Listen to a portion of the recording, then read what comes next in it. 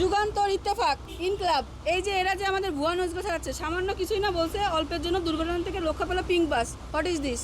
আমরা তো সমস্ত নারী ড্রাইভার একসাথে জোট হয়ে, কন্ডাক্টর সবাই জোট হয়ে কিন্তু তাদের বিরুদ্ধে কিন্তু কিছু একটা করবো, অ্যাকশন নিব। যারা ভুয়া নিউজ ছড়াচ্ছে, যেমন আমরা গাড়ি নিয়ে যাচ্ছি, এখন একটা রিক্সা সাইড থেকে চলে আসছে, এটা তো দুর্ঘটনা না? তো এই যে ভুয়া নিউজগুলো কেন দিচ্ছে?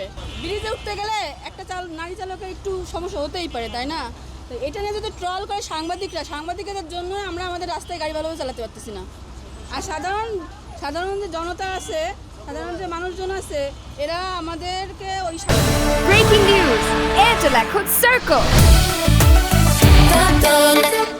সাংবাদিকদের জন্য অসুবিধায় ফেলতেছে। আমরা উচ্চশিক্ষিত, আমরা সব কিছু ঠিক আছে, যারা রিপোর্টার তারা উচ্চশিক্ষিত, তারা এই ধরনের মনে করেন যে ভিউজের জন্য আমাদের কেন বিপাকে ফেলাচ্ছে। বিআরটিসির এখানে কালারিং করতেছে তারা, এই রাইট তাদের কে দিছে? এমনি সড়কের হচ্ছে যে আপনার রাস্তাঘাট ভাঙাচোরা একটু প্রবলেম, যেখানে গাছপালা আছে সেখানে একটু প্রবলেম, তাছাড়া কোনো সড়কের কোনো সমস্যা নাই। কিন্তু রিপোর্টারদের জন্য আমাদের সমস্যা হয়ে যাচ্ছে।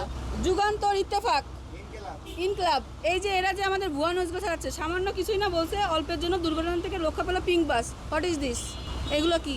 আপনাদের বিরুদ্ধে থেকে আমরা অ্যাকশন নিব?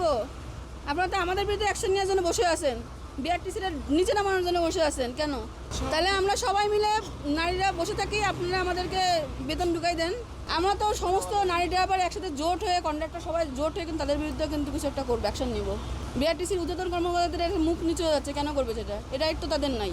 আমরা আমাদের কোনো রিপোর্টারে আমাদের বাসে ঢুকাবো না, আর আজকে পর্যন্ত আপনাদের দিব, শেষ দিব, আর দিব না। আমরা যারা বিভিন্ন এলাকা থেকে আসছি, বিভিন্ন ডিস্ট্রিক্ট থেকে আসছি, তো আমরা তো ঢাকার রাস্তাঘাট চিনবো না, তাই না? তো আমরা যদি রাস্তাঘাট না চিনি, আমাদের সমস্যা হবে কি, আমরা গাড়িটা ঠিকমতো নিতে পারবো না।